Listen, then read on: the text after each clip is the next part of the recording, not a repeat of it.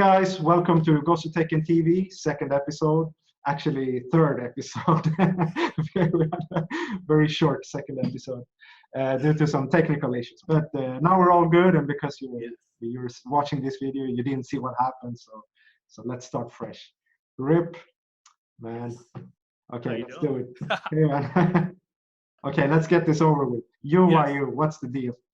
All right. So, a lot of people think that I'm sponsored by UIU. Last year, Absolute Battle, I was for a little bit. It was like it's sort of a working agreement. They flew me out there and they're like, hey, let's check this out, see how it goes.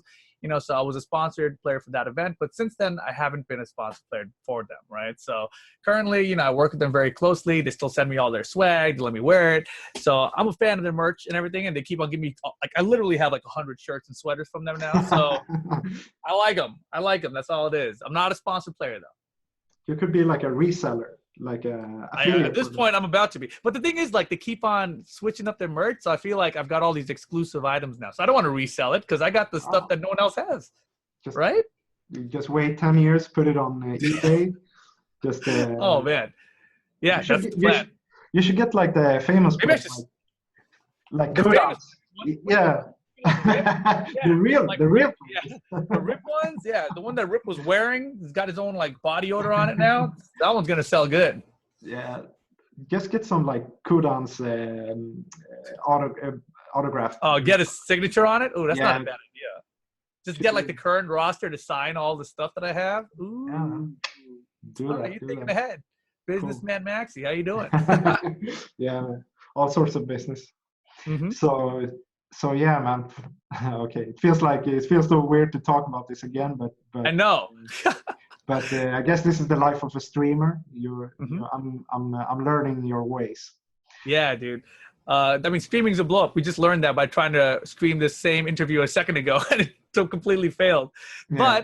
But just to get things back on track, right? Because people may not know that we met each other forever ago, right? So it was back in 2011 when I came to Korea while you were still there. And I was there for Tekken Crash.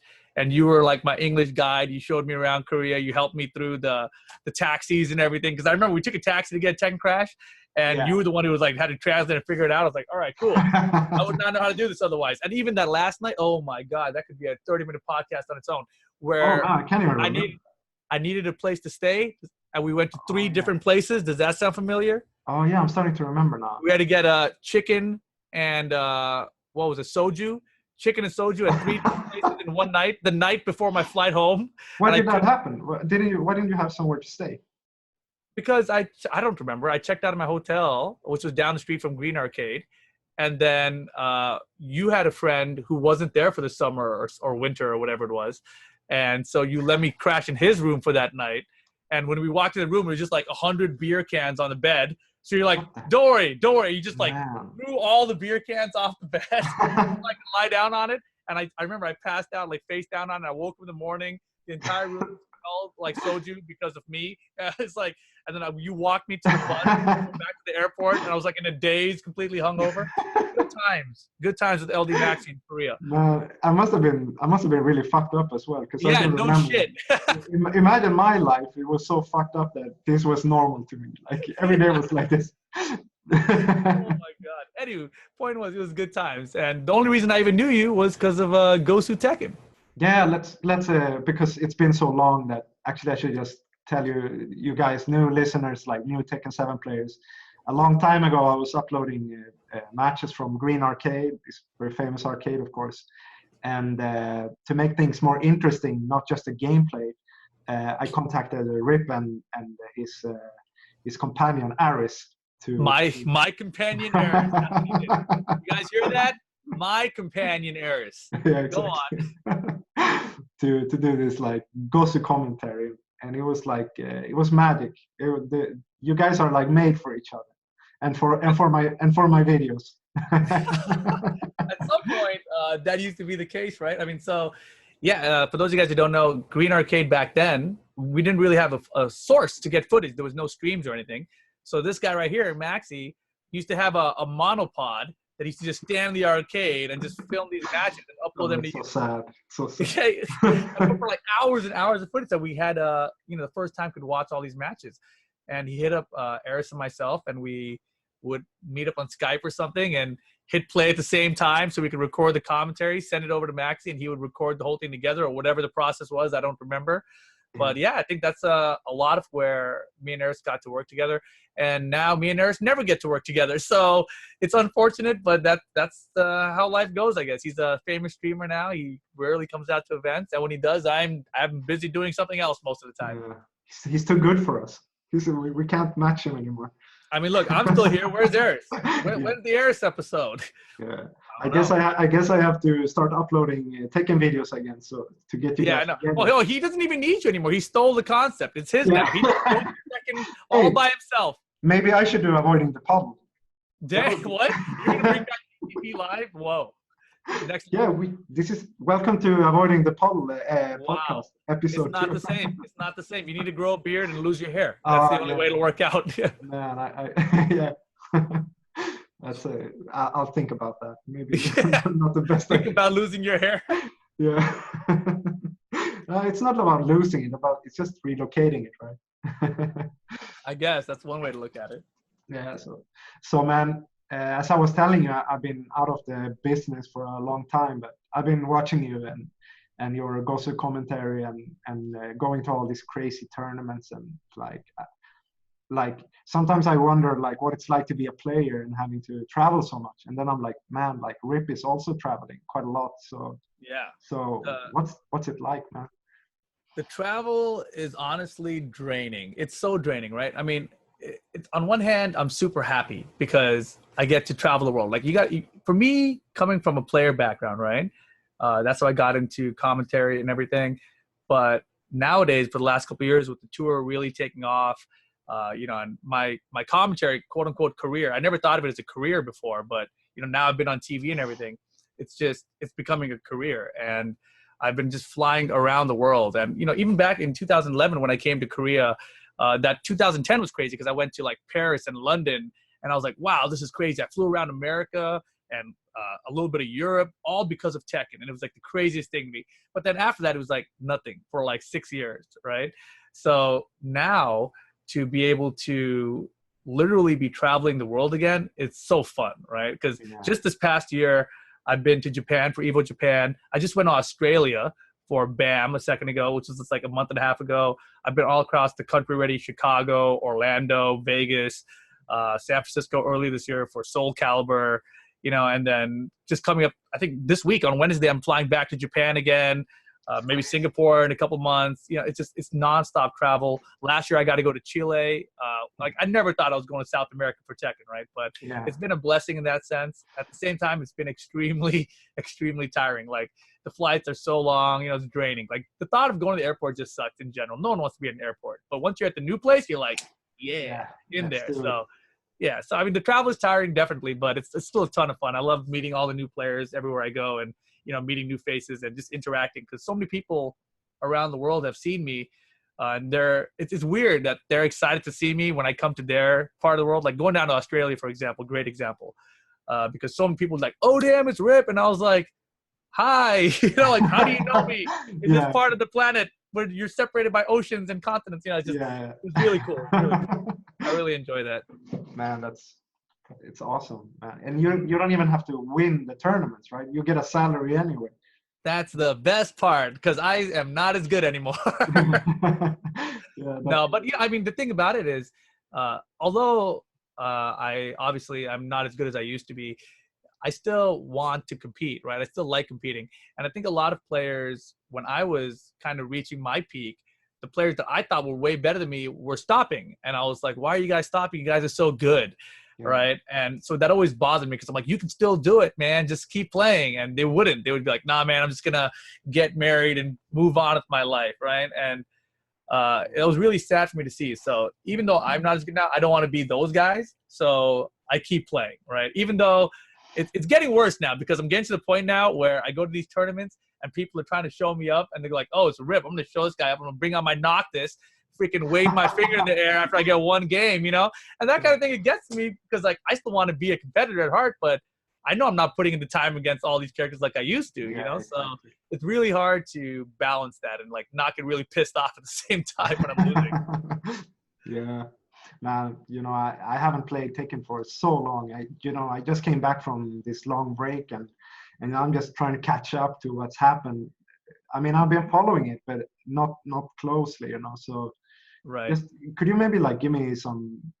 What's your view on Tekken's growth the last couple of years? Like, what the hell happened? Like, how did it Dude, how did it just I have explode? no idea, right? I mean, so this year at Evo, this past weekend, was 4 years of Tekken 7 at Evo, which is just, it's crazy to think about because it only came out on console last year, the month before Evo.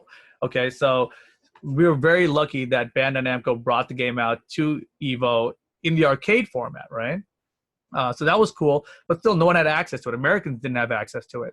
So last year it came around and we got an American in the top 8. We were super happy, right? Everyone was like, yes, who can use you? You got Eliza. Show up all those players who've been practicing but never had access to Eliza. It's great. So that was really cool. But I really didn't expect it to explode, right? And I think there's a lot of factors that contributed to that. Capcom with Street Fighter V, players aren't so happy about it, right? There's a lot of complaints about it all the time. And that's always been the biggest fighting game. So I think there's been like an opportunity created, but them not doing as well. And then I was really scared. Especially when we're taking the characters from over there, like we're right. We got a Koopa. Yeah. Right. And so then I was really scared for Tekken because it was coming out, I think, 2 weeks on console after Injustice came out, and I was like, well, this is terrible because every time a NetherRealms game comes out with this Injustice or Mortal Kombat, they're really, really popular to the casual audience for that first month, and it's just going to overshadow Tekken's release. And that didn't happen. Tekken got really lucky in that sense. Injustice, they always have balance problems on launch, and the top players really kill that game, made it look really bad as a spectator. And then Tekken came out, and it's just such a good spectator game, right? The slow-mos, the rage, the damage comebacks, rage Death Fist, blue Death Fist. There's just so many cool things that happen in the game. And I really think that those opportunities really help push Tekken. And we've seen it, right? The numbers last year were the biggest ever for Evo. And then this year, we topped those numbers. The viewership numbers have all gone up across the board. I also think that Eris restreaming a lot of the events has kept the game up really high, right? Because prior to that, Eris would have to fly to an event. His life as a streamer, obviously, he would lose some viewership every weekend that he would travel to these events. And then now, instead of that, we have huge viewership who just want to watch Eris anyway. So Tekken in general now, anytime Eris is restreaming it, gets a big bump in viewership, right? Because we got all of Eris's fan base that he's gathered from outside of the FGC, right? All the Dark Souls community, Resident Evil, etc., right? All those guys, they come over and they're watching Tekken now because Eris is streaming it, and it's these tournaments. So I think he's been a huge factor in helping it grow as well. Yeah, of course. I mean, Eris commentary is just it's next level. Yeah, it's really good. Like, I don't think people understand how I think they understand. It's hard to do it like that. Like, I'm really impressed. No, he's awesome. So and also, of course, Tekken coming on PC. I mean, and also that Twitch at the same time has been exploding. Like, the viewership has been like doubling like every year. It's just Twitch's viewership alone is a really interesting thing to talk about, right? Because I heard that when Drake came on with Ninja to do the Fortnite stream, there was just like this huge overall bump in Twitch viewers. Like, people who didn't know Twitch existed were like, what the hell is this thing that Drake's on? Okay, cool. I think I like this. And then they started like following and subscribing to all these people. So Twitch is definitely still a growing platform. And I think there'll still be a couple more years of growth at least. So it's exciting times. It's exciting times for Tekken and for Twitch and esports and competitive gaming, etc. Yeah. And you stream as well. I've seen you play online as well, What's that like? Yeah. Oh, what's it like? It's annoying. It's fun. Yeah, I mean, the first word you use, annoying. No, I actually do really like streaming. It's just that as like a source of income, right? Twitch is really hard to maintain because if you go away, if you're traveling like I do all the time now, right, for events, anytime you're gone, your subscriber count goes down without a doubt. Like without fail, it always happens, right? So to be a successful Twitch streamer, to grow your viewership, etc., the key thing is consistency and like just continually having a regular schedule. And I can do none of those things. So that's the part that's annoying to me, but I still really love doing it, right? So I love interacting with my stream, and I think I've been streaming for a long time now, 6 or 7 years, and I think that the most of the subscribers I have now, they know who I am. You know, they support me for me, and I'm super lucky and super fortunate to have those guys around because they know what I'm like. And when I stop streaming for like a week and a half or something, I will lose like, I don't know, 35% of my subs, 40% of my subs, but that 60% is still there, and that's awesome. I think that's great, right? It's the majority of people who sub to me. Yeah, despite me, you know, not always being there daily or regularly. So I've been really lucky in that sense too. But yeah, Twitch is fun, man. You gotta be able to roll with the punches that come through there all the time. I'm beyond that now though. Now people bother me like, you're banned. You're disrupting my streaming experience. You know, like I'm sure glad you had your couple lines you got to type in the chat, but phew, shot. Man, I haven't had the chance to ban so many people yet. I really. You'll get there. You'll get there. That's when I know I'm getting famous. You know, I want to get my haters and famous. Yeah, you got to get your hater count up. That's how you know you're getting famous. Yeah, exactly. Aries has so many. He's so famous. He just gives everyone guns and just lets them shoot each other. That's a strategy. Not a bad strategy. Yeah. Man, so actually, I just talking with you again. It's like I'm thinking about Korea again. Like, man, we just gotta let's just tell people what the hell happened. You know, why were you in Korea? Oh man, I mean, back then, like Tekken Crash was so popular, right? It was a 3v3 format, but they had a special event called the Royal Rumble. They were inviting 3 Americans over. So I got like a DM because, you know, this was, I think, 2011, 2010. I had gotten runner-up at Evo to Nin. So, and I went to France. I got like 3rd place there and whatever. So I was really on top of my Tekken game in 2010. And 2011, they invited me to Korea for Tekken Crash. I'm like, there's no way I'm turning this down. Tekken Crash is the coolest shit, right? Yeah. And so. What was your reaction there? Like, were you shocked or what did you think? Like, did you kind of suspect it would happen? Or? No, I had no clue in my mind that I would ever get invited to Tekken Crash, right? I also had no clue in my mind back there that I would go to Korea. You know, in 2010, I think we actually had qualified myself, Sukin, and Eris to go to SBO. So we got to go to that tournament, and I went to Japan, and that was like a mind-blowing experience too, right? Because that was my 2nd time in Japan, and I was getting used to playing on an arcade stick. So when I had the chance to go to Korea, I was like, this is crazy. I'm going to go to like the spot. I know what Japan's like, but Korea is another level, right? And so when I went strictly as a Tekken trip. It was just, I stayed literally walking distance from Green Arcade on the same street. You know where I stayed, I'm pretty sure, right past that Family Mart thing. And I stayed over there, and I spent the entire week there just going to Green Arcade every afternoon. I would sleep until like noon, wake up, go to Green Arcade, go get food or something, come back to Green Arcade, stay there at night. 2 a.m. finally, when the Green Arcade mom was looking kind of tired and tired of giving us coffee and tea. Then I'd be like, all right, he turned off 80% of the cabinets, let's go home, and I'd go get some sleep, right? Yeah. So it was that experience was great, and I hear now that Green Arcade's not doing so hot. You know, the player base is not so good, and that's really saddening. So I still want to go back. I've never went back to Korea since then. I really do want to go back and, you know, at least say hi to Green Arcade mom because she took care of us so well that week. Yeah. I mean, the place you were living at, it was, you know, because Green Mom is also a landlord, and she's like, it was her friend that had that owned the building and everything. Nobody told me that. I had no idea. I'm really? learning that right now. Yeah, that's why you got such a good price and everything. So, are you kidding me? No, it's true. I had no idea. I thought that was just the price.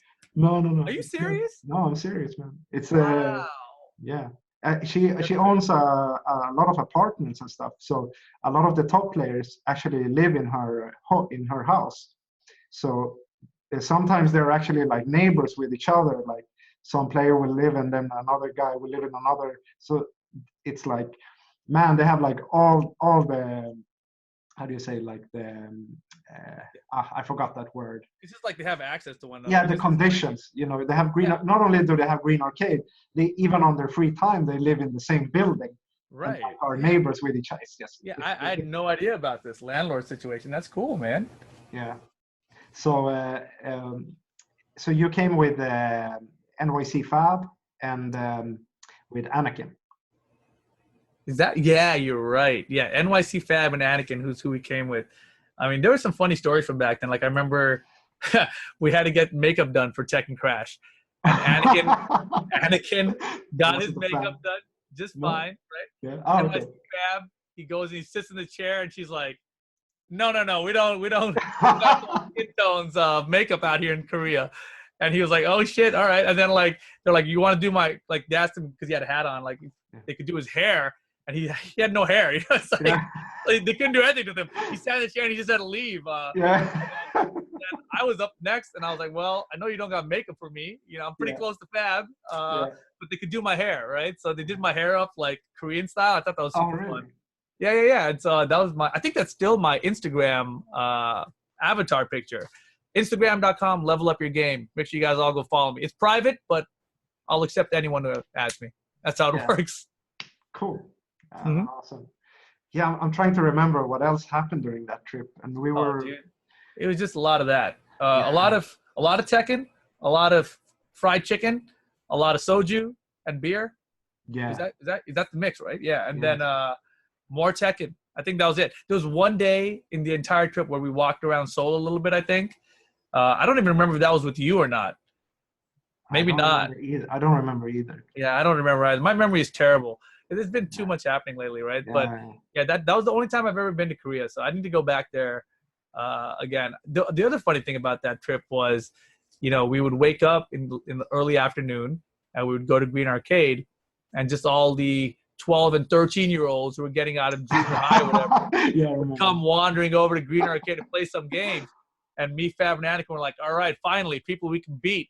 And they would beat the crap out of us. Yeah, we were like, "What the hell? This 12-year-old can wave dash faster than like JD Scar." Like, what the hell's wrong with here? And you don't ever see those kids because their mom ain't sending them out to the USA for Evo or anything, right? Yeah, but exactly. They were smoking us.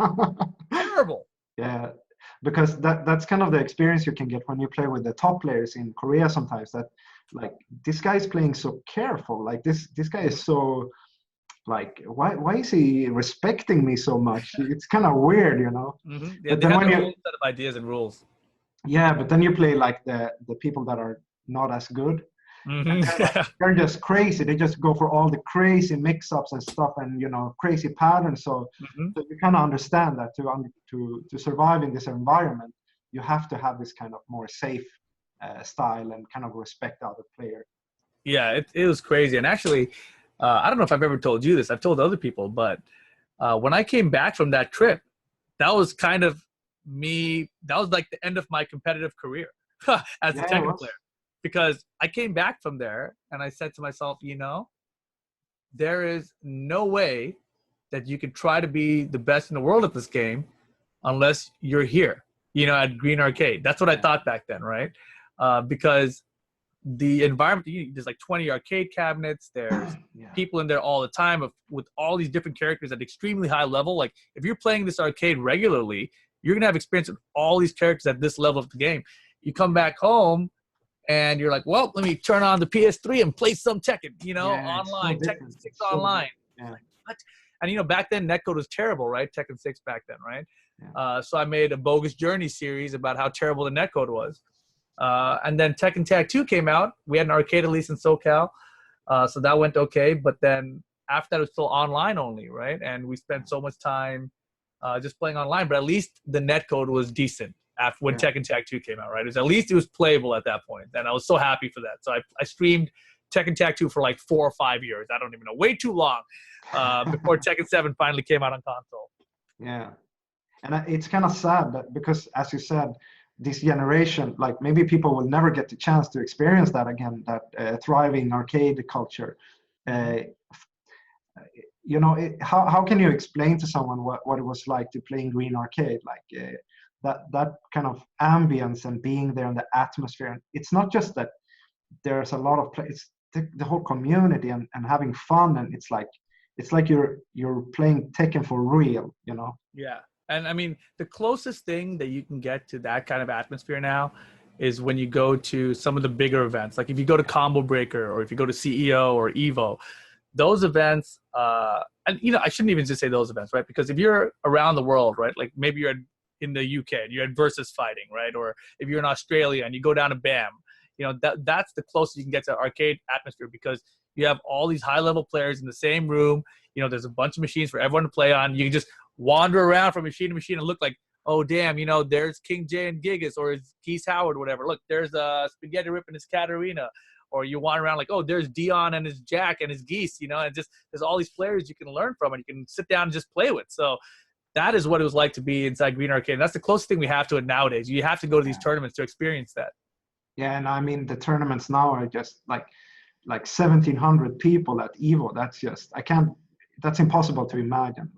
Yeah, I mean, it's first of all, it's absolutely impossible to imagine.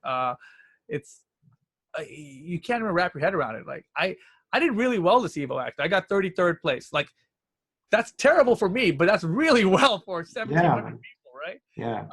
So it's just, it's mind-blowing, the amount of competition. I heard there were 50 players from Japan that came to Evo for Tekken. Crazy. Like, can you imagine, like, how are you going to find that unless you're in Japan? It's on a whole new level, and I really hope that the Tekken players continue to come out to Evo and support it. Like, I never thought that last year's numbers would be topped. Like, I thought last year when it came out, I'm like, well, everyone signed up for Tekken 7 because they knew it was going to be here.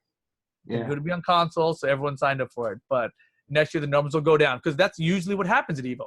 At Evo, a game comes out, and then the next year the numbers are lower. The next year the numbers are lower. It just has that cycle. Then they release the next version of the game, and numbers get lower and lower. Tekken 7 is the only game I can think of where the numbers have went up.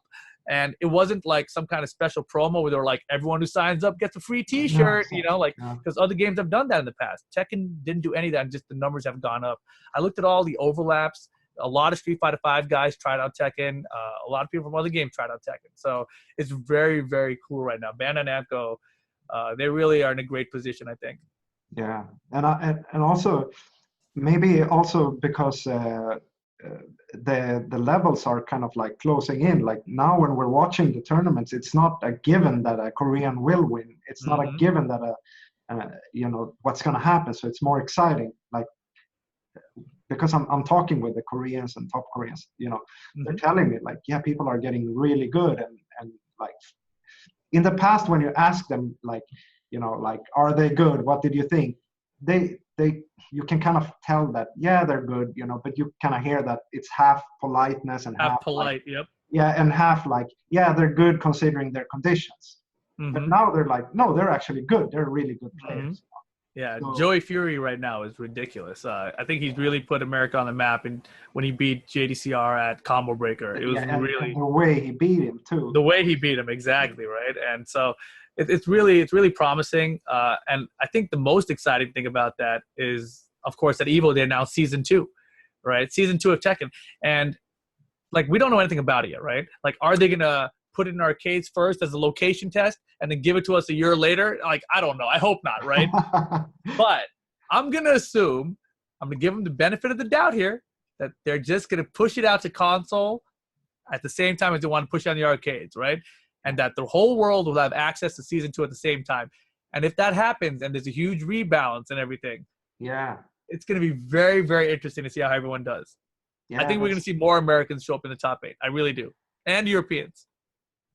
That is also leveling out the playing field when you're releasing 6 characters, at the same time, and it's like everyone's playing. Well, I don't think they're going to release all the characters at the same time, but the rebalance, right? Because the game's going to rebalance. There's a new wall bounce mechanic. I think all that is going to come out at the same time between Americas and everything. And then however they want to release the characters, whether it's one at a time, first playing Anna and Negan or whatever it is, right? Yeah. Because we saw Geese like 6 months before he ever came out, right? So it took a while for the DLC characters to come out. So I don't know what their release schedule will be on that. But the wall bounce mechanic and the rebalance, I think that there's a good chance everyone's going to get that at the same time. Okay, yeah.